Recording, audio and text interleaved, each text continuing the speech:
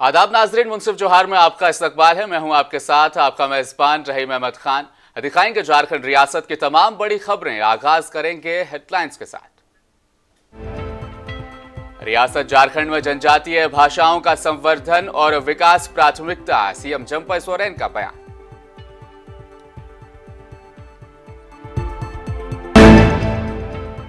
नाला विधानसभा को मिली +2 उच्च विद्यालय और स्टेडियम की सौगात, रविंद्रनाथ महतो ने सभी वादे पूरे करने का किया दावा।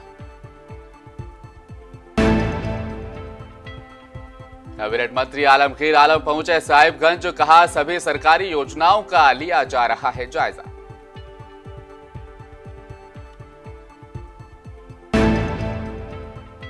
और अल्बर्ट एक्का स्टेडियम में 10 मार्च को पूसा कृषि मेला, दिल्ली के बजाय अब झारखंड को मिली तरजीह।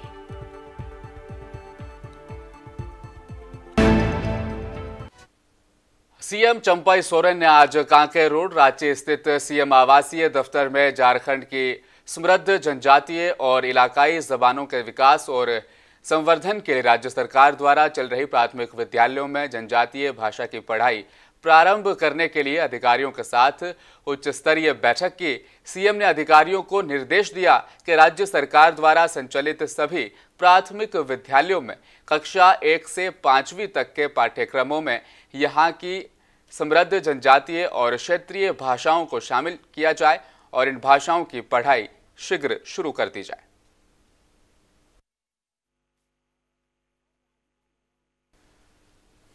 झारखंड सरकार के कैबिनेट मंत्री आलमगीर आलम ने साहिबगंज का दौरा कर सरकारी योजनाओं का जायजा लिया। विकास को लेकर विभाग के अधिकारियों के साथ बैठक भी की। विकास योजनाओं के साथ साथ गर्मी शुरू होने से पहले बिजली और पानी की दिक्कतों को दूर करने को लेकर सख्त हिदायत भी दी।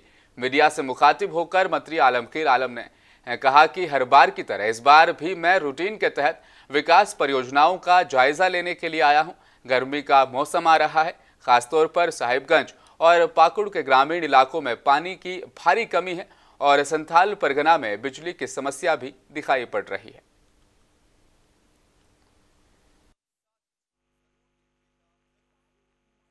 एक तो है कि मेरा विधानसभा का कुछ पार्ट जो है साहिबगंज जिला में पड़ता है, जिला का भी समीक्षा होता है, अपना विधानसभा का समीक्षा होता है।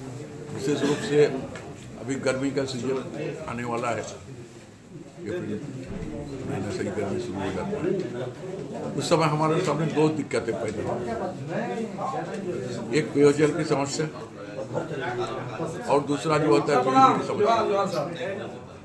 दूसरी बिजली की समस्या, उस पर चर्चा हुई है ताकि आने वाले समय में गर्मी के सीजन में जो सरकार के द्वारा जो योजना चलाया जा रहा है उसका समीक्षा किया गया है। प्रत्येक विधायक को 5-5, 10-10 सब चापाकल एक पंचायत में दिया गया है। उसको गर्मी का पहले उसको लगाना सुनिश्चित करने के लिए यहाँ पर पहुँचे थे। बिजली 22 से 24 घंटे उपलब्ध हो उसके लिए पहुँचे थे। और मेरे अपने क्षेत्र का जो है बरवा प्रखंड का कुछ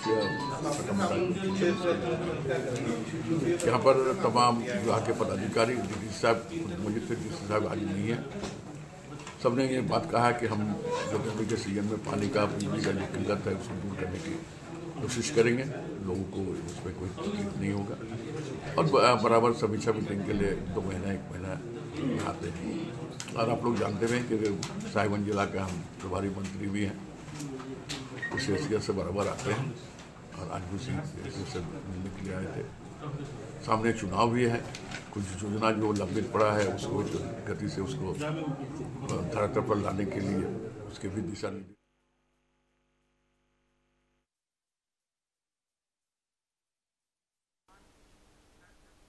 नाला विधानसभा क्षेत्र के स्थानीय विधायक सह झारखंड विधानसभा अध्यक्ष रविंद्रनाथ महतो ने राजकीयकृत +2 उच्च विद्यालय फतेहपुर के स्कूल परिसर में स्टेडियम निर्माण कार्य का शिलान्यास किया। विधानसभा अध्यक्ष ने कहा कि खेल के क्षेत्र में राज्य के युवाओं को आगे बढ़ाने के लिए हर संभव सहयोग देने के लिए मैं तैयार हूं। कार्यक्रम के दौरान गणमान्य क्षेत्रीय लोगों के साथ महागठबंधन के साथी सदस्य भी मौजूद रहे। इस स्टेडियम का स्थानीय युवाओं द्वारा बहुत पहले से लगातार मांग की जा रही थी। साथ ही उन्होंने कहा कि चुनाव के दौरान किए गए एक एक वादे को अब पूरा किया जा रहा है। नाला विधानसभा क्षेत्र के मालिकों के आशीर्वाद और मेरे प्रयास से नाला इलाके में विकास की लंबी लकीर खींची जा रही है।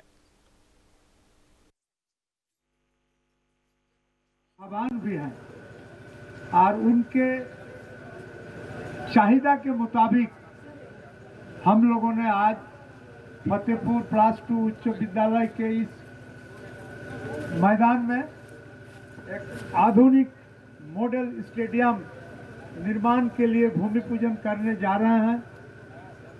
सामने कई दिन या कई सप्ताह के बाद ये बनना प्रारंभ हो जाएगा और इस कार्यक्रम में संयोग से हमारे साथ हमारे जिला के सचिव परेश यादव जी, हमारे शिक्षा विभाग के पदाधिकारी डीओ साहब, हमारे खेल पदाधिकारी साहब और फतेहपुर प्रखंड के प्रखंड विकास पदाधिकारी साहब, हमारे थानेदार साहब, हमारे बीच फतेहपुर प्रखंड के प्रथम और वर्तमान प्रमुख अरविंद कुमार जी, अमित मोदी जी, जो उप मुखिया है फतेहपुर के इसाद मास्टर साहब जी, ये एक जाने माने समाज सेवक के रूप में हमेशा फतेहपुर के धरती में उपलब्ध रहते हैं।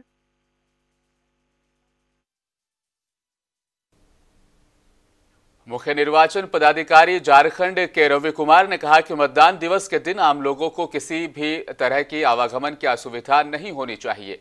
विशेष तौर पर जो भी प्रवासी मतदाता अपने मताधिकार का इस्तेमाल करने के लिए अपने घर या मतदान केंद्र तक जाएं तो उन्हें किसी भी तरह की कोई भी दिक्कत नहीं होनी चाहिए। उन्होंने कहा कि भारत निर्वाचन आयोग का ये प्रयास है कि मतदान का प्रतिशत झारखंड राज्य में अधिकतम हो। उन्होंने कहा कि आगामी लोकसभा चुनाव को लोकतंत्र के महापर्व के तौर पर मनाना है। स्वच्छ और निष्पक्ष सुगम मतदान के लिए मतदाताओं की सुविधा के साथ साथ निर्वाचन से जुड़े कर्मियों के हित के लिए भी हमें काम करना है। उन्होंने कहा कि वीएमएस वेब पोर्टल पर सभी जिले के अधिकारियों के लिए लॉगिन पैनल बना दिया गया है, जिससे वे इस पोर्टल में निर्वाचन कार्य में उपयोग में आने वाले वाहनों का इंतजाम और उनके वेंडरों को भुगतान कर सकेंगे।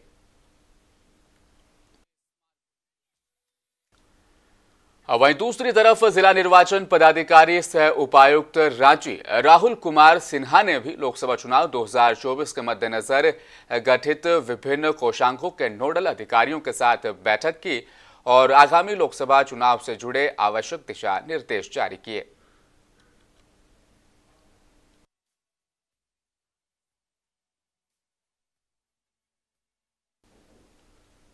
आगामी लोकसभा इंतखाबात के पेश नजर झारखंड को लेकर इलेक्शन कमीशन के रवैये की झारखंड मुक्ति मोर्चा यानी जेएमएम ने शदीद लफ्जों में मजम्मत की है।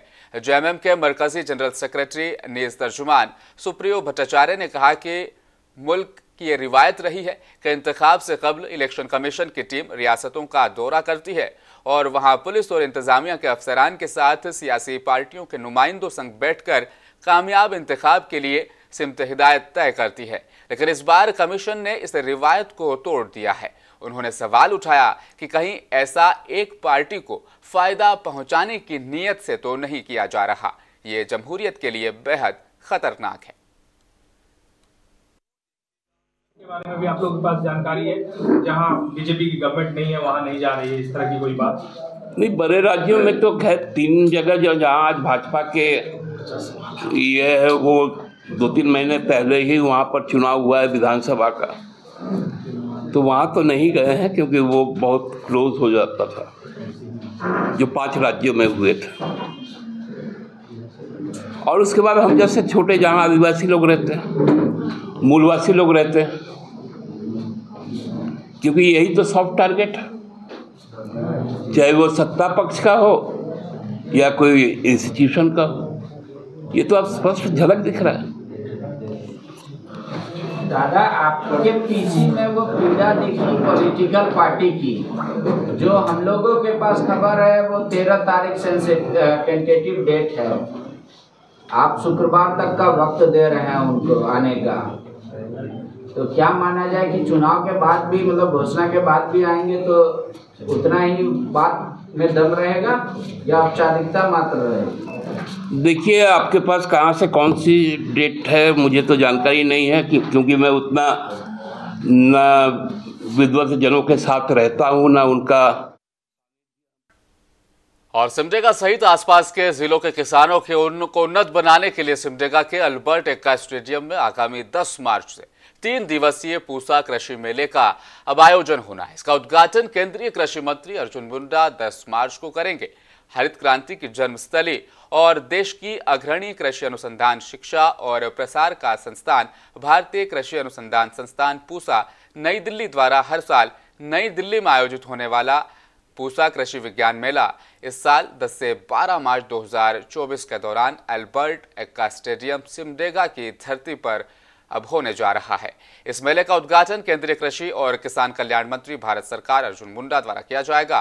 प्रतिवर्ष लाखों किसान द्वारा पसंद किया जाने वाला ये मेला जो हर साल 3 दिनों तक नई दिल्ली में आयोजित होता था, इस बार पूर्वी भारत में कृषि क्षेत्र के विकास को बढ़ावा देने के लिए अब झारखंड में आयोजित किया जा रहा है।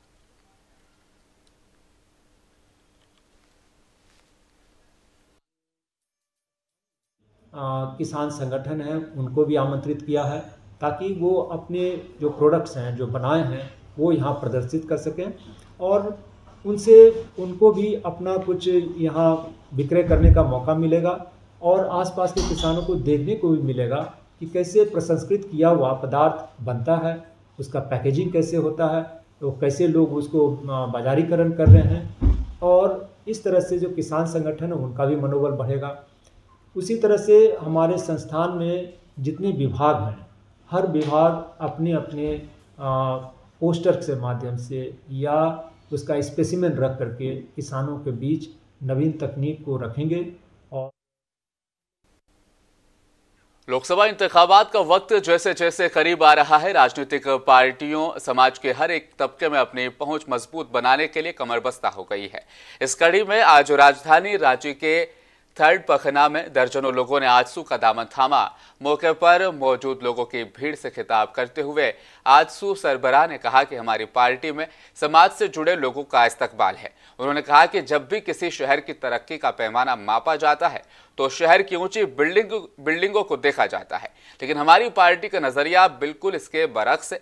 हम ये देखते हैं कि लोगों को किस हद तक बुनियादी सहूलियत मैसर है। यकीनन तबरेज शम्स जैसे समाज से जुड़े लोगों के पार्टी में शामिल होने से हमारे नजरिए को कुव्वत मिलेगी और हम बेहतर काम कर सकेंगे। आजसू के प्रति आस्था बढ़ा है। कहीं न कहीं आने वाले समय में हम लोग अपने सुप्रीमो सुदेश कुमार महतो जी के कंधों को मजबूत करने का काम करेंगे। के सामने अपने अपील की है और मेरी अगर कोशिश इस बीच में आचार संहिता से पहले ये संभव हो पाए तो मैं फिजिकली और नहीं तो मैं खुद चिट्ठी प्रधानमंत्री जी को लिखूंगा कि चूँकि मेरे राज्य में ये बहुत कठिन परिस्थिति हो जाती है। जब हज के लिए अभी लोग जब जाते हैं, आगे ये थी कि हम लोग रांची में परिवार वाले छोड़ने जाते थे, लाने जाते थे। अब कोलकाता हमारा अगला पड़ाव हो गया है। कोलकाता यहाँ से जाना अपने में खर्चीला है और वहाँ के साथ भाषाई जो ताल्लुकात है उसका भी बहुत फ़र्क पड़ता है। तो एक हमारी सुविधा, चूँकि हमारे यहाँ एयरपोर्ट है तो ये सुविधा यहाँ से पूर्व की तरह बहाल होनी चाहिए मेरे पास। जमशेदपुर के खुदादा पोटका मुख्य सड़क रिपेयरिंग का विधायक संजीव सरदार और सांसद प्रतिनिधि जसवंत महतो ने संयुक्त रूप से शिलान्यास किया। वहीं विधायक संजीव सरदार ने कहा कि 9 करोड़ की लागत से खुदादा और पोटका सड़क की रिपेयरिंग की जा रही है। इसके अलावा अन्य खराब सड़कों को भी उनकी भी मरम्मत की जाएगी। वहीं विभाग के कर्मचारी शिलान्यास के दौरान लेट पहुंचने से विधायक की नाराजगी भी उन्हें झेलनी पड़ी। ये सड़क आज टाटा हाता मुखपथ जो है वो मुखपथ खुदादा से लेके पोटका तक ये विशेष मरम्मत कार्य लगभग 9 करोड़ रुपये से बने हैं और ये पूरे झारखंड में और हमारे पोटका विधानसभा में जैसे हम लोग सरकार आए थे, सरकार आने के बाद कोविड काल हो गया था। कोविड काल के दौरान ही माननीय मुख्यमंत्री उस समय हमारे हेमंत सोरेन जी थे, उन्होंने पूरे कैसे रोड को पूरा कैसे सुदृढ़ीकरण किया जाए रखरखाव के साथ और कैसे मजबूती किया जाए, तो वैसे चिन्हित करते हुए वैसे रोड को स्वीकृति देने का काम किए थे। आज जो वर्तमान हमारे झारखंड सरकार के माननीय मुख्यमंत्री आदरणीय सिमडेगा सिविल कोर्ट में आज राष्ट्रीय लोक अदालत का उद्घाटन दीप जलाकर किया गया। मौके पर प्रधान जिला सत्र न्यायाधीश ने कहा कि लोक अदालत न्याय का नया आयाम है। जिसमें आपसी समझौते से मामलों का निपटारा किया जाता है।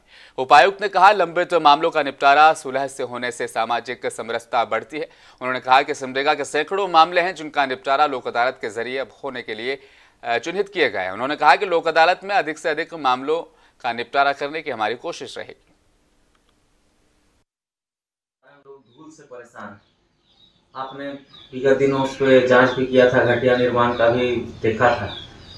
क्या विधानसभा में इस मामले में सवाल किया गया? निश्चित तौर से मैंने विधानसभा में भी इसको लेके शून्यकाल में रखा है और केंद्रीय मंत्री और केंद्रीय सचिव और चीफ इंजीनियर को भी मैंने।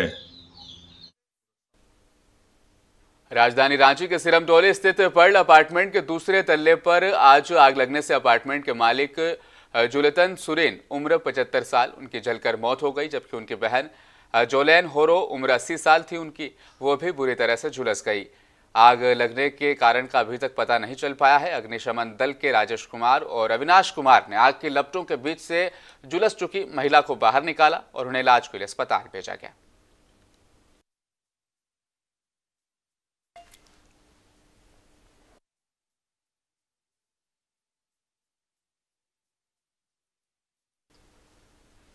विष्णुपुरा थाना इलाके में विष्णुपुरा बरडी प्रखंड के सिवाना स्थित जंगल में आधा दर्जन अवैध शराब भट्टा बड़े पैमाने पर संचालित किए जा रहे थे। बताया जा रहा है कि संचालित शराब भट्टे का संचालन में उत्पाद विभाग और स्थानीय पुलिस प्रशासन का उनको संरक्षण प्राप्त था और उसी वजह से वो संचालित हो रही अवैध शराब की भट्टी से लाखों रुपए की वसूली कर पा रहे थे। बताया जा रहा है कि जंगलों में संचालित शराब भट्टी में तैयार शराब विशुनपुरा, मेराल, रमना, बरडीहा सहित प्रखंडों के साथ साथ कांडी के रास्ते सोन नदी पार कर बिहार में उसे सप्लाई किया जा रहा था।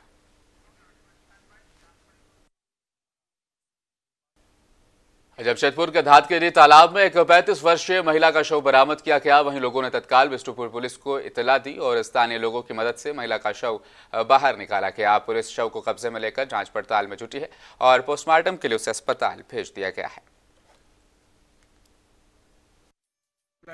आज सुबह में विष्णुपुर थाना में सूचना मिली कि धतकेरी तालाब में एक अज्ञात महिला शव पानी में तैर रही है। उस सूचना को पा करके बड़े पदाधिकारी को बताते हुए मैं घटनास्थल पर पहुंचा हूं। स्थानीय लोगों की मदद से डेड बॉडी को निकाला गया है। प्रथम दृष्टया ये महिला का शव है जिसकी उम्र लगभग 35 साल होगी और स्थानीय लोगों की मदद से इस औरत को पहचानने की प्रक्रिया की जा रही है।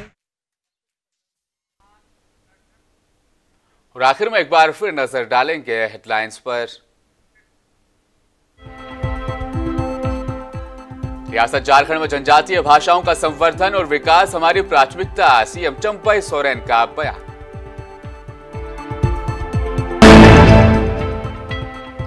नाला विधानसभा के +2 उच्च विद्यालय को स्टेडियम की सौगात, रविंद्रनाथ महतो ने कहा, हमने सभी वादे एक एक कर पूरे किए।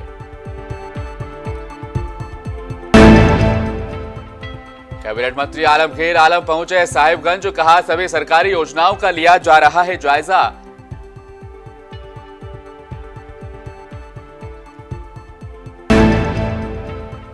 अल्बर्ट एक्का स्टेडियम में 10 मार्च में पूसा कृषि मेला, दिल्ली की बजाय अब झारखंड को मिली तरजीह।